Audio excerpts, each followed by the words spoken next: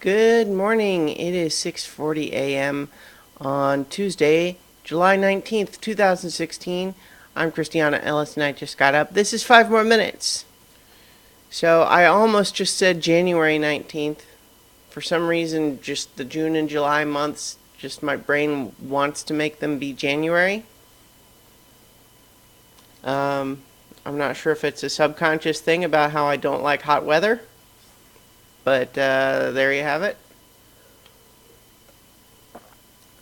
So today marks installment 200 of Phyllis Esposito, Interdimensional Private-Eye, which kind of blows my mind a little bit.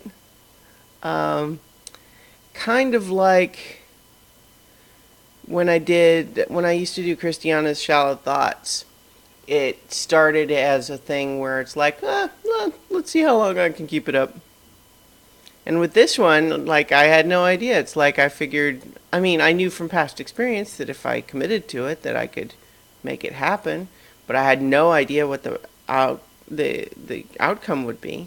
When I started, it was more just kind of like I had no idea what the story was going to be. I started with the most cliche, the cliche detective story opening you could ask for, private eye in an office, client comes in, femme fatale style.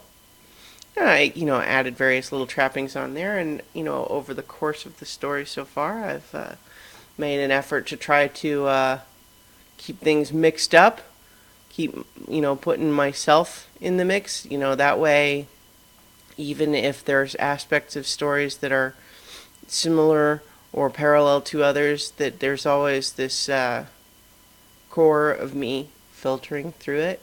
And so that's been my effort. And, now here we are. And I feel very proud that I like and am pleased with the story that I've told so far, which currently sits at 125,447 words over the course of 200 episodes.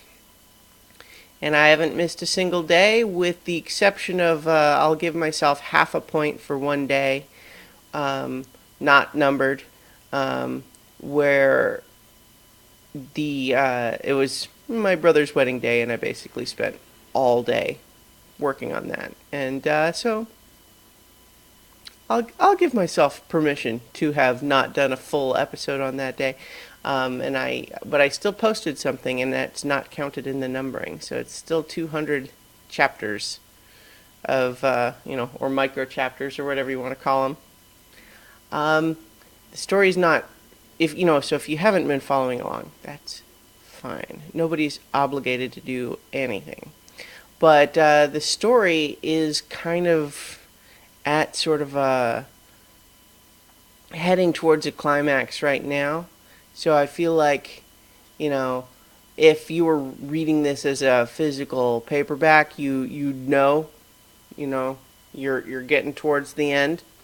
I'm not gonna, I've not set in stone or concrete what is going to happen at the end, because that's kind of been my approach all the way through here, is that I can have some vague ideas or general thoughts about where the story is going to go, but I give myself permission writing every day to change it up if that's what feels right on the day. And so, but it's kind of exciting.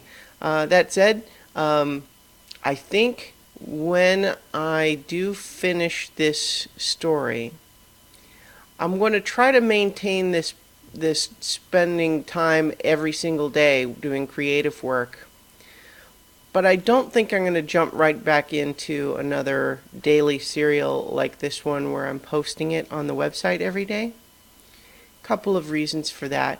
One is that although I have a handful of people who've been reading it dedicatedly, every single day and keeping up with it, oh my God, thank you. Luna thanks you too. All right, that's enough thanking, Luna. All right, great.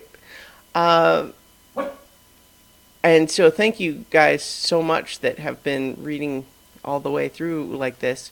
But I think having now gone through this experiment, that a daily serial presented this way is maybe not the best medium to share the story with the most people.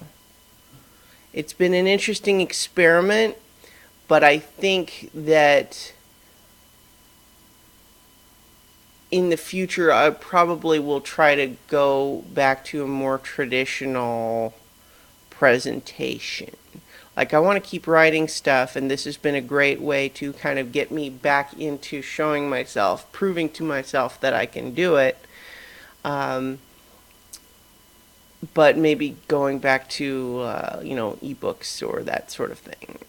Anyway, none of that has to be decided today, because today I'm just going to celebrate and pat myself on the back a little bit for 200 installments of a story that I have had an awful lot of fun writing. So, thank you, me. All right. I'll talk to you guys tomorrow for 5 more minutes.